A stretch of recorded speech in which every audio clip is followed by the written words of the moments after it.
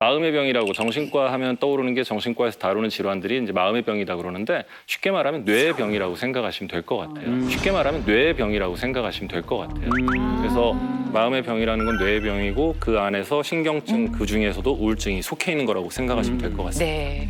자, 그러면 우울증을 한의학에서는 어떻게 판단을 하죠? 한의학에서는 뭐 마음의 병을 좀 화병이라는 큰 타이틀로 큰 개념으로 사실 보고 있습니다. 그래서 문제는 화병이 단순히 마음의 병에서 끝나지 않고 신체화 장애도 나타나고 이게 검사를 받아도 병명은 나오지 않아요. 근데 나는 너무 힘들고 아프고 이런 것들 신체화 장애를 포함한 질병이 화병이라고 얘기할 수 있습니다. 그래서 오늘 이런 감정을 다스려서 화병을 좀 안정시키고 우울한 것들을 좀 개선시킬 수 있도록 방법을 좀 알려드리고자 합니다. 네. 자, 그러면 지금부터 이야기를 시작합니다. 우리가 왜 우울한지 양재진 선생님의 강연으로 문을 열도록 하죠. 네. 박수로 청하겠습니다.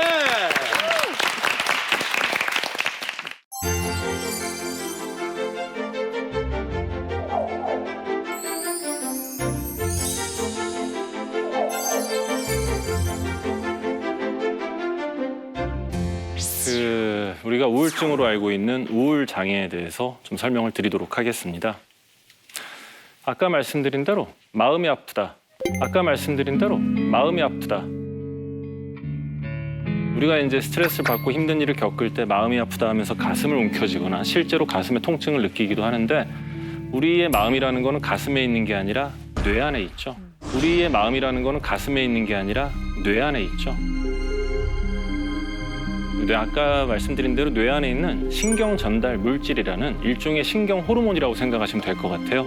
이게 대략 한 50가지 종류가 있는데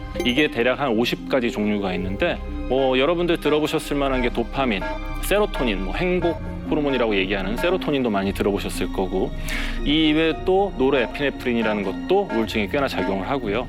어쨌건 수많은 신경 전달 물질이 우리 뇌 안에서 자기들끼리 적절하게 균형을 이루면서 우리의 기분, 감정이라는 걸 다 조절해 주는데 일반적으로 어떤 상황에서 저들의 균형이 깨지게 되느냐? 첫 번째는 내가 감당하기 너무 큰 스트레스예요. 살면서 이런 일을 겪을 수 있나?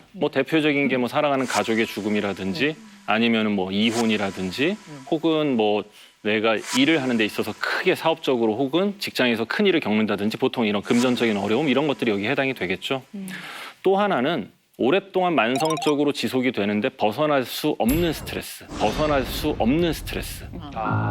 과거에 사실 저희 어머님 세대에는 대표적인 게 시집살이죠. 고부 갈등이라는 거. 요즘 또 장서 갈등도 있고 아니면은 배우자의 갈등이라든지.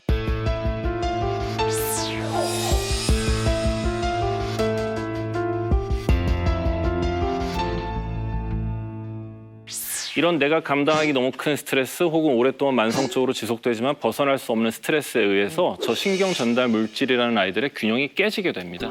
특히 우울증에 많이 관여하는 아이가 저 셋이시거든요. 도파민, 세로토닌, 노르에피네프린. 대표적인 저 세 개의 신경 전달 물질의 저하가 우울증의 큰 특징인데 사실 저게 떨어졌기 때문에 우울증이 오는 건지 혹은 어떤 기저에 우리가 알지 못하는 원인에 의해서 나타난 현상이 저 세 개의 신경 전달 물질의 농도 레벨이 떨어진 건지는 아직은 잘 알 수가 없어요. 근데 중요한 건 저 세 개가 관여를 한다라는 거.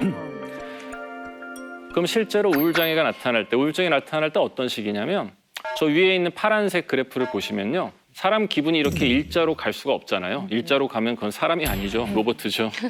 사람의 감정이라는 거는 좋았다 나빴다 이렇게 규칙적이진 않지만 이런 사이클을 이루면서 이제 우리의 기분 감정이라는 게 이어지는데 하나가 아까 말씀드렸던 감당하기 너무 큰 스트레스. 또 하나는 오랫동안 만성적으로 지속되지만 벗어날 수 없는 스트레스에 의해서 내려갔다가 올라와야 될 애가 못 올라오고 밑으로 쭉 내려가 버린 상태가 우울증이라고 생각하시면 될 거예요. 밑으로 떨어져서도 일자로 안 가요.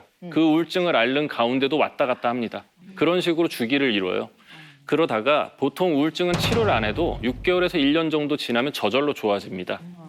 그래서 그럼 우울증 뭐하러 치료해라고 생각하실 수 있는데 우울증을 치료해야 되는 이유가 첫 번째는 당연히 저 6개월에서 1년 사이 우울증을 심하게 앓을 때 아까 우리가 얘기했던 극단적인 선택 등 굉장히 위험한 상황이 발생될 수 있기 때문에 치료를 받아야 되는 거고 또 하나는 치료하지 않은 우울증은 저절로 좋아질 때 원래 내 기준점까지 올라가지 못해요. 빨간색 그래프를 보시면은 밑에 있던 애가 좋아지면은 올라가다 멈춰서 그걸 기준점으로 밑에서 기분이 왔다 갔다 하게 됩니다. 즉 우울한 게 성격이 돼버려요.